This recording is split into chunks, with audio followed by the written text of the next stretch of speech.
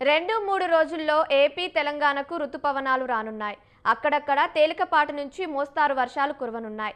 మరోవైపు కొన్ని జిల్లాల్లో ఎండ తీవ్రత కొనసాగనుంది. నేడు ఏపీలోని పలు జిల్లాలకు వర్ష సూచన ఉంది.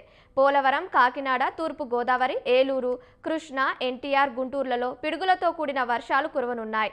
మన్యం, పోలవరం, ఏలూరు జిల్లాల్లో 42 డిగ్రీలకు పైగా ఉష్ణోగ్రతలు నమోదయ్యే అవకాశం ఉంది.